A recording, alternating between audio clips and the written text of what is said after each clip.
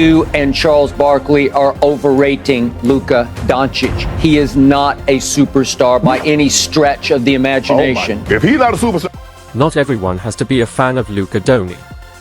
You don't have to love his game, and you don't have to love his personality. But the way the NBA media has treated him since the moment he entered the league is a completely different story. This goes far beyond simply disliking a certain player. Media members are human just like us. We all know they have their favorites, and that's fine, as long as it doesn't become blatantly obvious. With Luka, though, it feels different. It's as if the media is constantly waiting for the slightest opportunity to tear him down, whether the criticism is deserved or not. Over the past 6 years, some of the takes about him have been so absurd they're almost laughable, things you couldn't even make up if you tried. That's why Luka has had to prove them wrong again and again. Take one of the worst examples we've seen, Skip Bayless, in May 2022, claiming Luka wasn't a superstar. Not as a rookie, that would have been a reasonable debate, but after Luka had already averaged 29 points, 9 rebounds, and 9 assists for the season, led his team to the conference finals with Jalen Brunson as his second-best player, and stacked up a resume that included multiple All-Star and All-NBA first-team selections. 5-time All-NBA, 5-time All-Star, top 10 in triple-doubles, a scoring title, multiple 30-point-per-game seasons, and somehow, not a superstar. The media doubting Luka is one thing. But that take? That was flat-out ridiculous. He had already proven himself by year 2, making the leap from an impressive rookie to one of the league's elite. As Shannon Sharpe said, if Luka isn't a superstar, then who is? It just seems like he's been so dominant for so long that people take his greatness for granted. The moment he has a rough stretch or comes up short in the clutch, it suddenly becomes the main talking point on every show the next morning. Some might argue that we shouldn't even care what people like Stephen A. Smith, Skip Bayless, or Kendrick Perkins say about Luka, or any player, for that matter. After all, how many games do they really watch compared to the average diehard NBA fan? Probably not many, and you can often tell by some of the things they say on TV.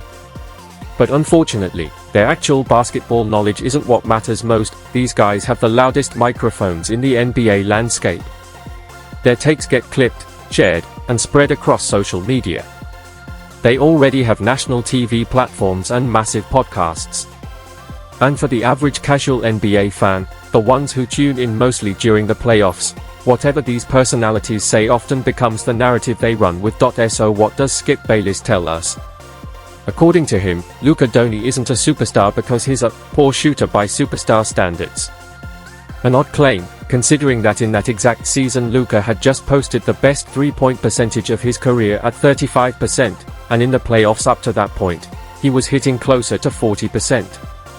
At the very moment Skip made that statement, Luka was proving the opposite of what he was saying, and that's the real problem. Does Luka even need to prove the media wrong anymore if they are just throwing out lazy takes for the sake of controversy? It goes deeper than percentages anyway. You can't just glance at Luka Doncic's shooting numbers and compare them to the rest of the league.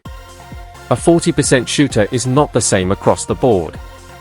For example, if PJ Tucker hits 40% of his corner threes, it's not remotely the same as Luka hitting 35 to 40% on contested step-backs above the break. Luka doesn't live off open catch-and-shoot looks set up by teammates. He creates almost all of his shots from nothing. In fact, during that 2022 season, only 21% of Luka's made threes were assisted. Compare that to Stephen Curry during his unanimous MVP year, where a much higher percentage came off the ball in a free-flowing system, and you start to see the context. Luka's degree of difficulty is on another level, and yet he's still putting up those numbers. Back in Curry's 2016 unanimous MVP season, more than half of his threes were assisted. The same goes for Damian Lillard when he averaged 32 points per game a few seasons ago. Luka's playstyle is completely different. His shot diet is one of a kind, and that's why his numbers can't be judged by the same standard. Calling him a poor shooter just isn't true. Even if you wanted to argue that shooting used to be a weaker part of his game, and that's debatable, he completely erased that narrative in the 2023-24 season. We're not talking about wide-open catch-and-shoot looks, we're talking contested, off-the-dribble, step-backs above the break. At that difficulty level, 38% isn't just solid, it's elite. And yet, somehow, Skip Bayless still paints him as a poor shooter. That's one myth busted, but Skip didn't stop there. In the same clip, he called Luka a turnover machine.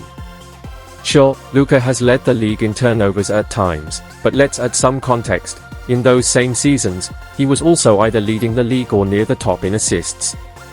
Jokic, for example, was third in assists and top 10 in turnovers. Sabonis was fourth in assists and second in turnovers. Even stars like Giannis, Durant, and Anthony Edwards cracked the top 10 in turnovers while not even being in the top 10 in assists. That's just the reality of being the engine of your team. If you're creating everything, handling the ball on nearly every possession, and constantly making plays, turnovers are part of the package. Blaming Luka for that is like blaming LeBron James for having a lot of missed shots simply because he's taken so many throughout his career. Luka is Dallas' entire offense, especially before Kyrie arrived, so of course he's going to have the ball in his hands 24/7. For turnovers a game when you're also giving 9 assists and taking 20+ shots.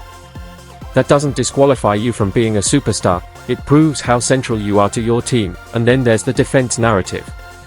According to Skip, Luka is, quote, a disaster on this end.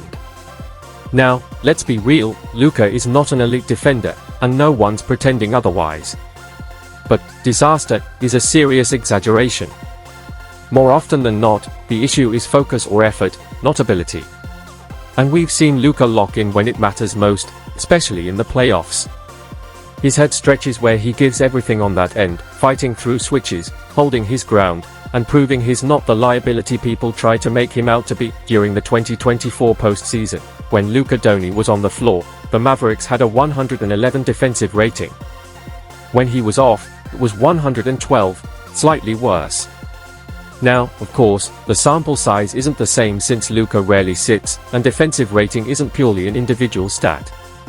But if he were truly the disaster on defense that analysts keep claiming, wouldn't Dallas at least look better defensively when he's off the court? Instead, they had one of the best defenses in the entire playoffs with Luka playing heavy minutes. So how can he be dragging them down? The answer is simple, these analysts lean on lazy narratives and cherry-picked numbers, not actual context, and let's not forget another infamous Skip Bayless take, Luka and Kyrie won't fit together. He repeated it over and over, after barely a dozen games, before the front office even had a chance to build around them. That wasn't jumping to conclusions, that was pure hating. Fast forward 1 year, and Luka has proved him wrong again. Not only did they fit together, they carried Dallas all the way to the NBA Finals, something almost nobody saw coming. Most people had them as a dark horse playoff team, maybe a conference finals threat, but the finals? That exceeded all expectations. And yet, Skip was sitting there rooting for a failure that never came, but it's not just Skip. Stephen A. Smith once released his list of the top 5 point guards back in 2021. Great names on that list, sure, but Luka sitting at number 5. That was laughable at the time. Just days later, the playoffs began, and Luka casually averaged 35 points, 8 rebounds, and 10 assists on nearly 50% shooting and 40% from 3. Once again, the media doubted him, and once again, Luka responded the only way he knows how, by proving them wrong on the court. In the 2021 playoffs, Luka went toe-to-toe with the Los Angeles Clippers, one of the best perimeter defensive teams of our era, and put up 35 points, 8 rebounds, and 10 assists per game on nearly 50% from the field and 40% from 3 across a 7-game series. Just your average, 5th best point guard in the league performance, right? But that was 2021. Surely by now, NBA analysts would have stopped disrespecting Luka, right? Not exactly. Fast forward to November 2023, Kendrick Perkins released his list of the top 5 offensive players in the league, and Luka didn't even make it. This, after averaging 32 points, 8 rebounds, and 8 assists the season before. No disrespect to the guys on that list, they're all great. But how is Jason Tatum ranked as a better offensive player than Luka? Or even compared to Curry and Durant? Those are generational scorers, yes, but Luka is the most complete, well-rounded offensive engine in basketball. And then what did Luka do in 2023-24? He led the league in scoring at 33 points per game, finished second in assists per game, and essentially established himself as the single best offensive player in the NBA. If that doesn't prove Perkins wrong, what does? Does Luka need to average a 40-point triple-double just to crack his top 3? Here's the thing, criticizing a player's skill set is normal. Every superstar gets nitpicked. And sometimes, yes, you can back it up with film or stats. But with Luka, it feels different. Too often, the criticism isn't about his game, it's about his personality. He complains to refs too much. He's whiny. He's cocky.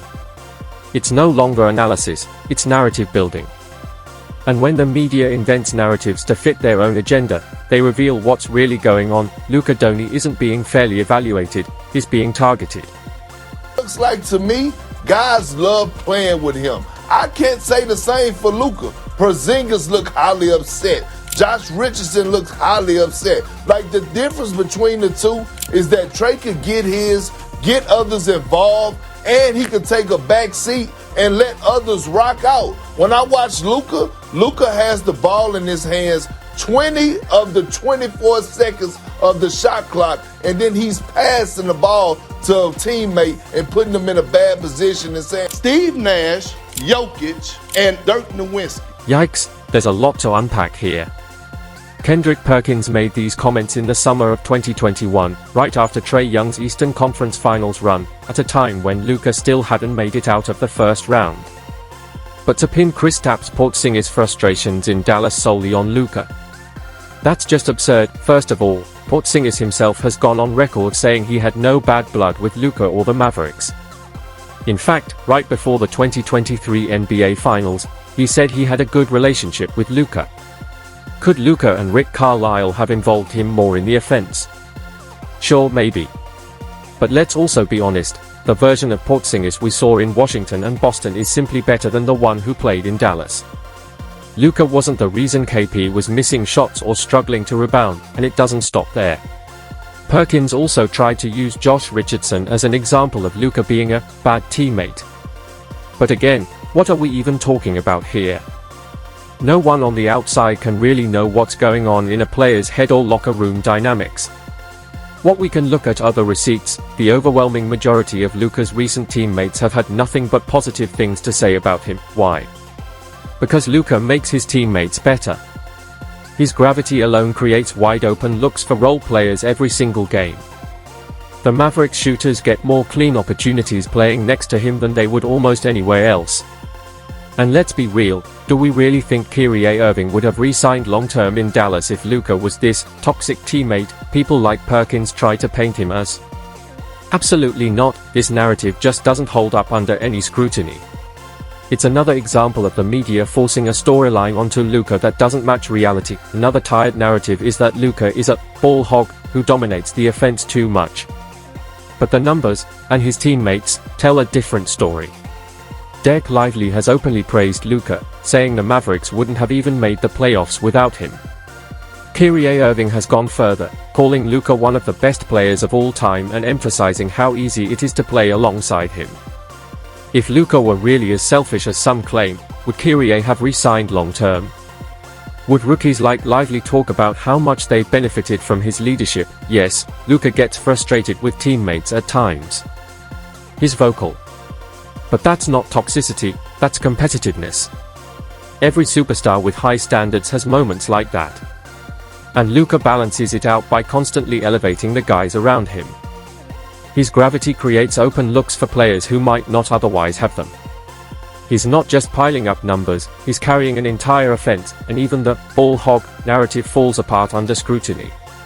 In the 2024 playoffs, Luka's usage rate dropped to 31% from 35% in the regular season, second only to Joel Embiid during that stretch. Once you account for Kyrie missing games, forcing Luka to take on more, the picture is even clearer. In the postseason, Luka's usage was basically the same as Shai Gilgeous-Alexander's, only slightly higher than Jokic's, and actually lower than Donovan Mitchell's or Jalen Brunson's. Why aren't those guys criticized the same way? The truth is, Luka has shown he's more than willing to let Kyrie take over stretches of games. But outside of Kyrie, who exactly should the Mavericks want running the offense? Derrick Jones Jr., PJ Washington? Both are valuable players, but they are not offensive creators at Luka's level. Of course Luka has the ball more, it's by design. And wouldn't you want one of the most versatile, creative, and gifted offensive players in basketball history controlling possessions? If Luka were playing on a team like the Celtics, surrounded by 4 guys who can all create their own shots, he wouldn't need to dominate the ball as much. But in Dallas, he adjusts to what the roster needs. The ball hog narrative ignores context.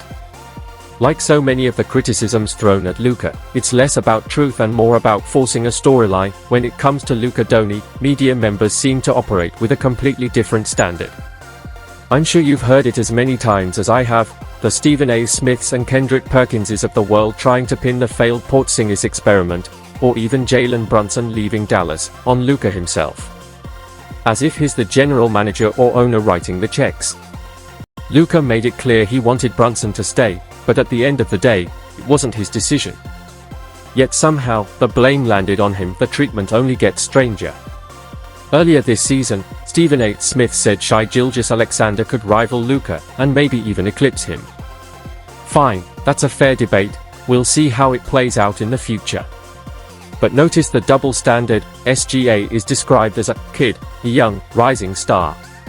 Luka, on the other hand, is supposedly entering his prime with sky-high expectations. But here's the kicker, Luka is actually younger than SGA. Why do they get such different framing? The reality is Luka has been so dominant for so long that people forget he's only 25. Analysts are desperate to find the next guy to surpass him, so they shift the goalposts and create narratives. But Luka doesn't play the media's agenda game. He just keeps answering on the court, the same way he always has, and yet, despite everything we've covered so far, there's still one issue I haven't touched on, the biggest one of all. Luka, like many other international stars, deals with an undercurrent of xenophobia in the NBA media.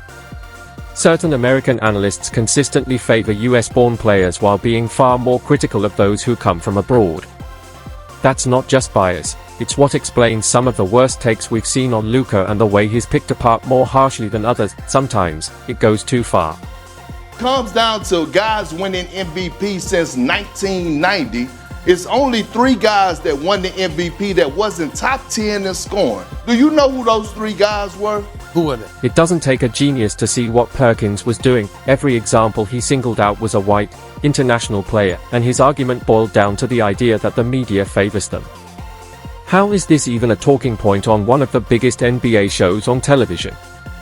It reads like something ripped straight from Fox News. The facts don't even back him up. When Jokic won his first MVP, he ranked 10th in scoring. In his second MVP season, he was 6th. That alone proves Perkins' statement false. And all of this was said during the height of the Jokic-Embiid MVP debate, making the timing even more transparent. If you look back further, it only gets worse for Perkins' narrative. When Dirk Nowitzki won MVP in 2007, he was 11th in scoring, not top 10. Does that single spot on the leaderboard really change anything? Steve Nash was nowhere near the top 10 in scoring, yet he led the league in assists and orchestrated one of the greatest offenses basketball has ever seen. And Perkins conveniently chose 1990 as his cutoff point, carefully sidestepping Magic Johnson's MVP seasons, where Magic wasn't a top 10 scorer either. That's cherry-picking at its finest. The truth is simple, Perkins wasn't making an honest point about MVP criteria. He was targeting certain players and trying to disguise it as analysis. In the process, he exposed not just his own bias, but how ugly and lazy parts of the NBA media can be. And here's the sad reality, Luka Doncic will always be a target. Whether it's his game, his personality, or his team's success, he'll continue to face criticism that is undeserved, unfounded, and often flat-out dishonest. But here's the thing, Luka has a habit of answering the noise on the court and making his critics look like fools.